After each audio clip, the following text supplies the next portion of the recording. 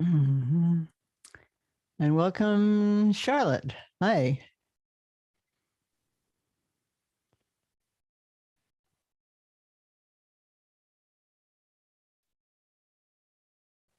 Jack, I didn't recognize you against that different background. Wow. All right. So wonderful, as always. Here we are. And Charlie, hi. So this morning, I wanted to bring together some of the themes that we've been reflecting on our Teaching Tuesdays and just as practitioners that we always reflect on, really, and weave them together. And that is the cultivation of equanimity, which is so important. As we know, it's the ground, it's when we cultivate the four boundless states, the four immeasurables, we start with equanimity. Equanimity leads to the wisdom of sameness. If we think in terms of Tantra and Dzogchen, we are also with equanimity cultivating the possibility of the wisdom of sameness, which is already a state of awakening. And also, as practitioners, particularly in the context of some of the texts and tear that we have, some of us have been practicing, we know how important it is to appreciate the fact that we all have Buddha nature. We all have it. Everyone can become a Buddha. As Shantideva famously says, even bugs, they really make effort. If they're really enthusiastic about practicing what will make them whole, which is another definition of effort, enthusiasm for what will make us whole, they too can become fully awakened. So that means, I suppose, that even the bug in us, that is to say, the part of us that isn't so very with it all the time, that is, we can say that we have two faces. We sometimes say that. That's one way of talking about our relationship to the path. We have two faces. We have our ordinary face, which is everything from ordinary dualistic goodness to, the muck and the mud, the bug-like, animal-like, lesser than optimal states that we all get into. And this is a face that is occluded from the vast sky that we are told over and over again by Jigme Lingpa, by Longchenpa, really from the very start of the Buddhist tradition, that there's something luminous in us already. Way back in the Anguttara Nikaya Sutra, you will remember, our minds are luminous, we are told, way back in the sutras.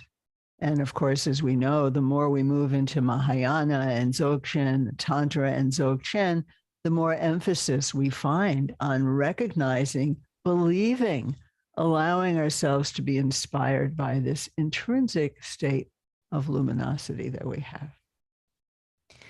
So in this first of our two faces, we are not so aware of this. And in fact, being in states of upset, it's not that we can avoid these because we have ordinary minds. An ordinary mind is just always going to get tangled up. We just want to appreciate without chastising ourselves, just seeing it for what it is, that when we get tangled up, when your hands are in a fist, your whole palm can't be seen, can't receive the air and the sunlight. So when our minds are tangled up, jangled on themselves, and we all have our own versions of what that feels like. You feel it in your mind, you feel it in your energy, you feel it in your body. And we know that that's a different state from just standing and being present and looking into space and looking at the sky. And even when we're fortunate enough to have a moment when we can just look at the sky, the external sky, the sky of your own mind, the most important sky is that. We know that until our thoughts those things we can say that prevent our equanimity, prevent our just being present to what is there, until they settle a little bit, we're not going to be so in touch with our inner sky, which is actually vast, which is actually so vast it includes the whole of our experience. So we know from our own experience how mental contortions, which are unavoidable for all of us ordinary people, do impede. They impede, in ordinary way of talking, we say they impede us feeling relaxed, feeling open. If we go a little deeper, we see, well, they impede us feeling generous, feeling kind to ourselves, to others. They keep us separate from our real possibility of our real nature. And you remember perhaps that our friend Gampapa says that that's exactly what ordinariness means. An ordinary person is someone who is, to their own experience, separate from the reality of our own nature. And that is our other face, our real nature, our true nature, our Buddha nature, the way the mind really is, our natural state, the Tathagatas experience, the essence of all experience. All these beautiful words for it. Our natural disposition, our inner sanctum. These are some Dzogchen words, Shi and Pup.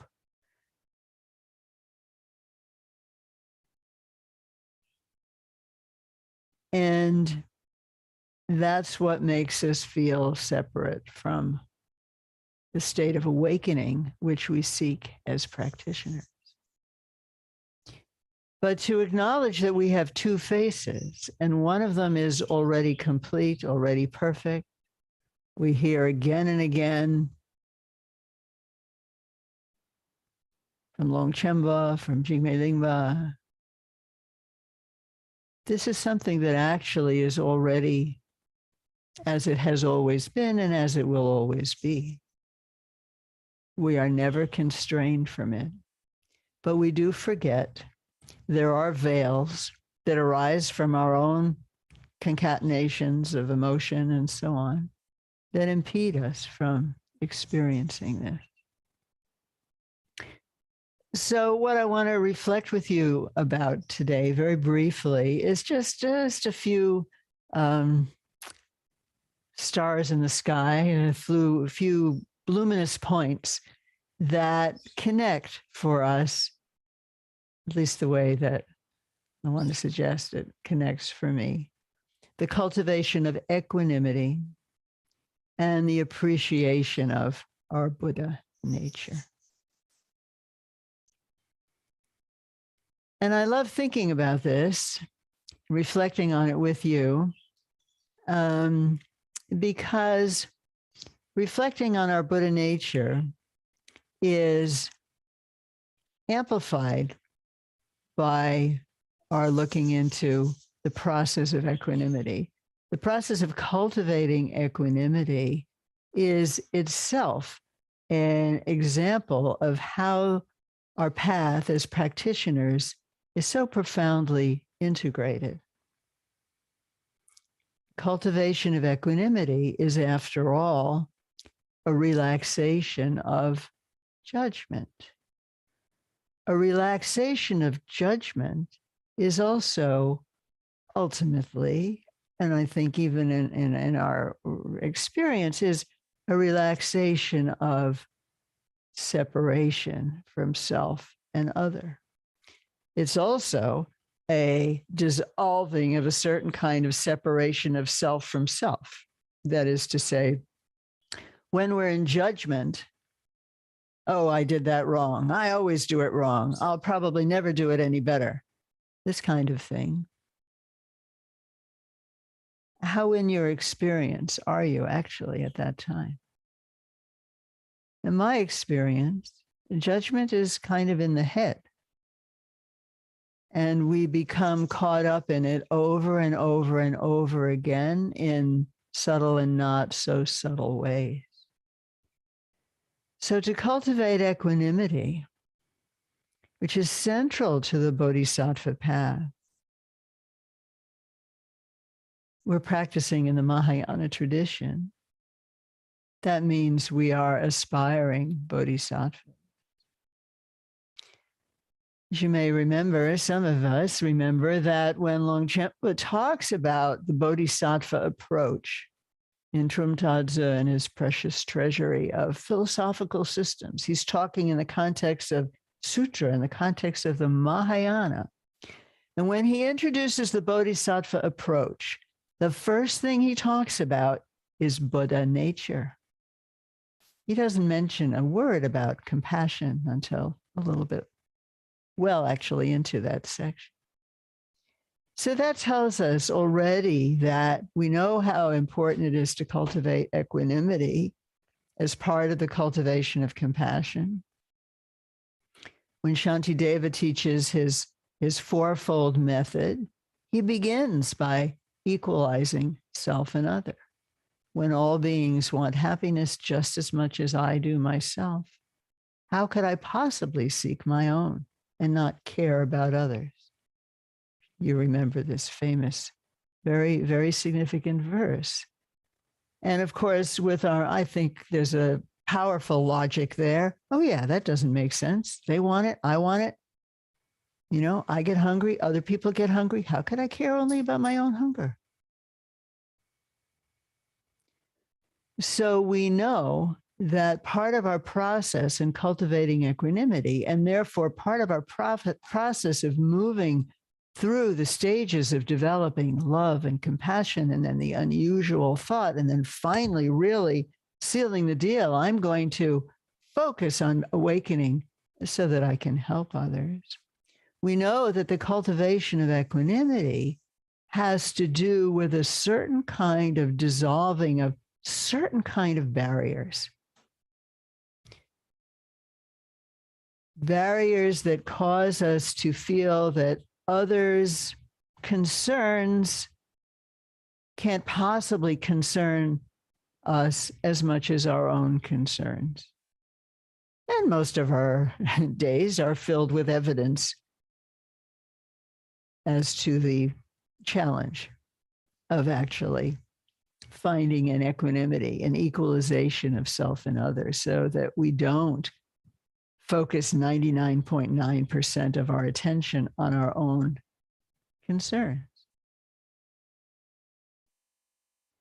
Because part of the Bodhisattva path is just to be aware. It's just to be aware of what we feel and how we feel and honest about it.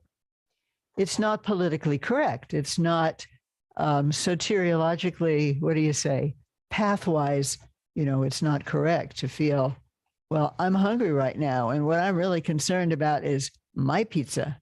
In fact, if I don't pay attention, I will just grab before anyone else. Because we have those feelings. And we can recognize that that's not equanimity. So we learn as practitioners to recognize without, in a certain sense, judging, in the sense of a harsh put down.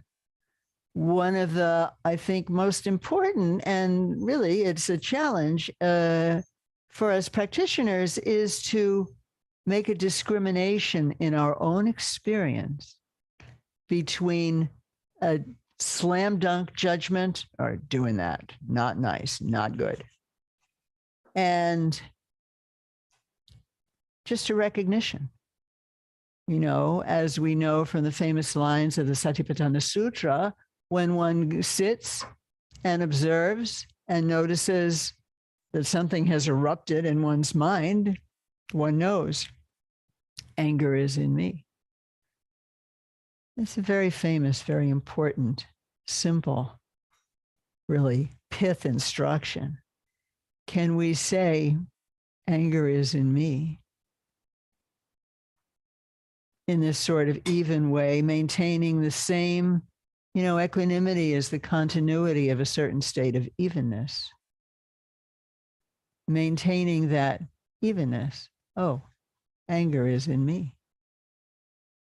That just feels energetically quite different, doesn't it, from superego chiming in, yeah, you're a lousy practitioner.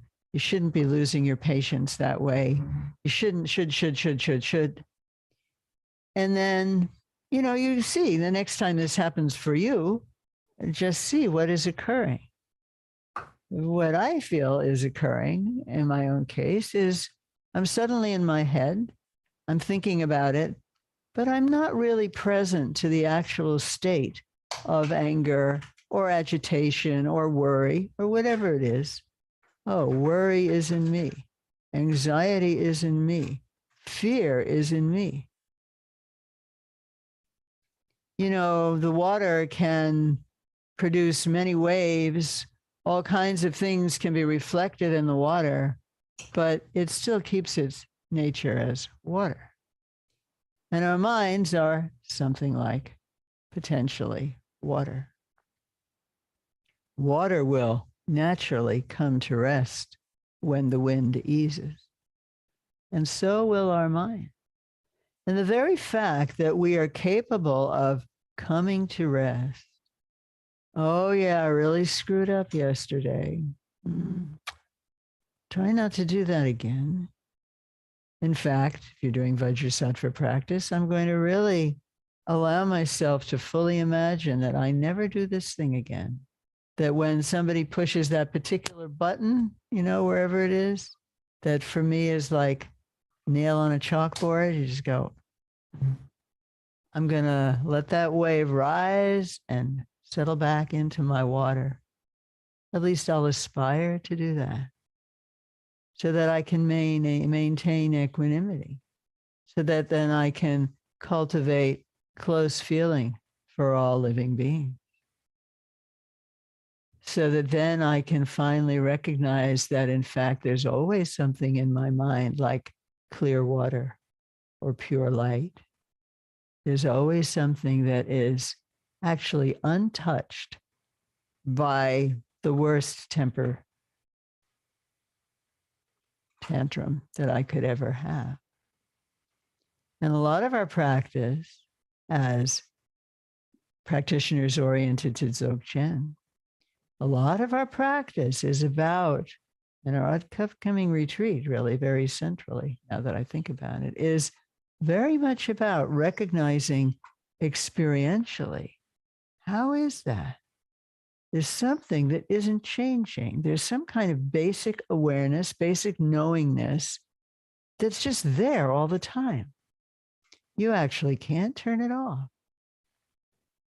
And settling into that, even a little bit, makes a huge difference, doesn't it? I mean, that's why we sit, so we can settle a little bit, cultivate positive qualities, become awake to our own capacity for cultivating positive qualities. We have to believe in that. We have to recognize from our own experience that we do, in fact, over time, at least soften the edge of some of our temper tantrums, our self-deprecations, our anxieties. And we don't have to be ashamed. We all have them. That's what it means to be a sentient being with a mind, with an ordinary mind. The mind will take over. But whatever it is that roils us also leaves. You know, after a hurricane, the seas quiet down again because that's their nature. It's also our own nature. It's a very beautiful nature. And this gives us a possibility as we cultivate equanimity and realize that even just so we think, oh, everyone wants to be happy. Everyone wants to have a full stomach. Everyone wants to feel safe. This is actually not a superficial resemblance, connection between me and others. and some piece of the strangeness, the sense of others as other and different, falls away a bit. Maybe in your experience, you can feel something soften.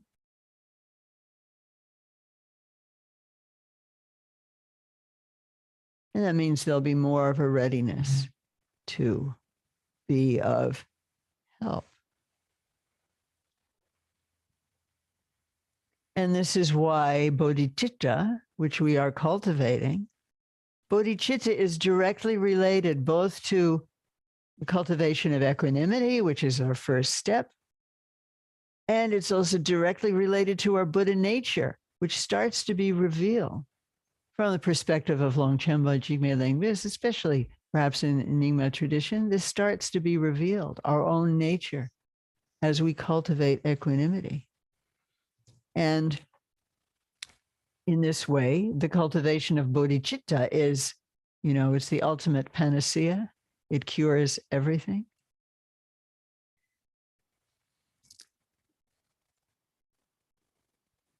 It makes sense? This wonderful way that, there's so many elements to our path, one way. And another way, it's enriching, helpful, encouraging, maybe above all else, to feel that when you do one thing, you're actually doing a lot of what the path requires. So I posted here a few verses, famous, really beloved verses from Shantideva. The last one we will sing at the beginning of the next session. We sing it before every session. And just to riff and maybe sing together. These are enchantable English.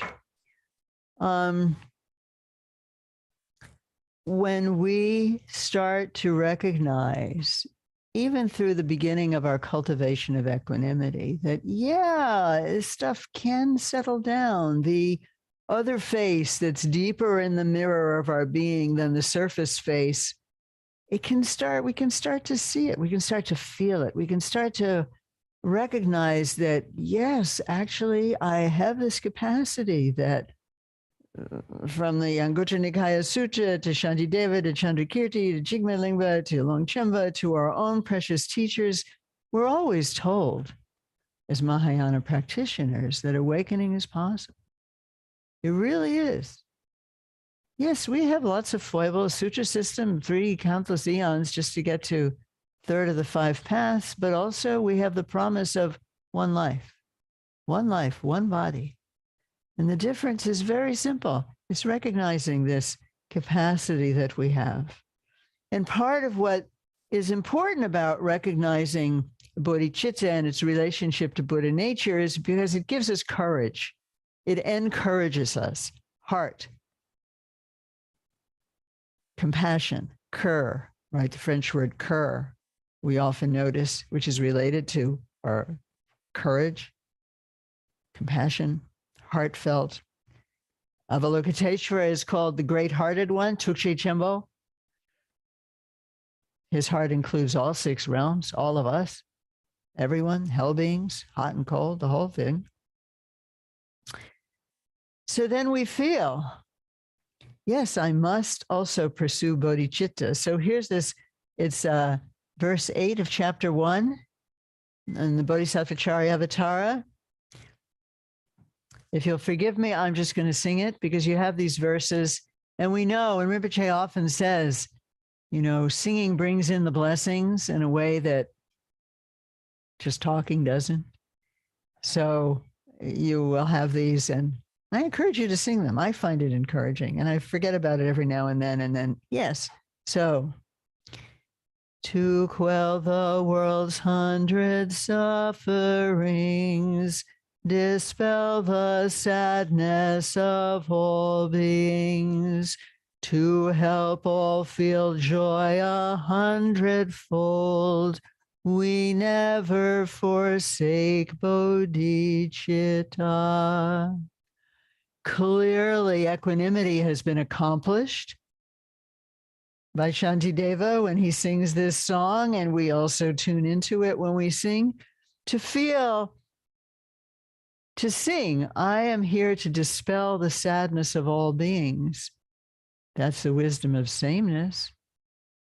Getting a heads up. That's the wisdom of including all beings in our concern.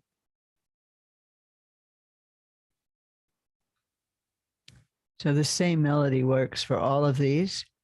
Maybe on another Sunday, I'll continue looking at the others of these, but just let us look at this very famous, beautiful verse, the second to the last here from chapter 3. So chapter 3, this is where, the actual Bodhichitta vow is. And see what glimmers you find here that are also reminders of your own Buddha nature.